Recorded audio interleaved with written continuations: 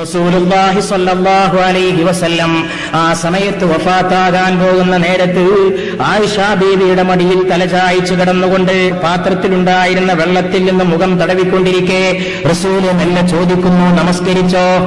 ജനങ്ങൾ നമസ്കരിച്ചോ എന്ന് ചോദിക്കുന്നു. നോക്കണം, ഒടുക്കത്തെ സമയത്തും നിസ്കാരം സമുദായം ഓർക്കണം. നിസ്കാരം അതില്ലെങ്കിൽ കുഫ്റാണ്, അതില്ലെങ്കിൽ മുസ്ലിമാന്ന് പറഞ്ഞെടുക്കാൻ എനിക്ക് അവകാശമില്ല. ഈ സമുദായത്തിന്റെ എത്ര വലിയ നേതാവാണെങ്കിലും വേണ്ടിയില്ല.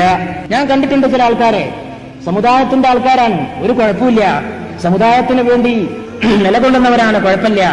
5 വക്ത് നിസ്കാരം എന്നുള്ള ഗുണം അടുത്തുകൂടി പോയിട്ടുണ്ടാവില്ല. പോയി, എല്ലാ മാർക്കും അതോടെ പോയി. പിന്നെ ഒരു മാർക്കും ഇല്ല. പിന്നെ ഓൻ ചെയ്യുന്നതൊക്കെ ബാത്തിലാണ്, ശൂന്യമാണ്. ഇസ്ലാമിനും കുഫറിനും ഇടക്കുള്ള ഒരേ ഒരു വര നമസ്കാരമാണെന്ന് മുഹമ്മദ് മുസ്തഫ സല്ലല്ലാഹു അലൈഹി വആലിഹി വസഹബിഹി വസല്ലം പഠിപ്പിക്കുകയാണ്.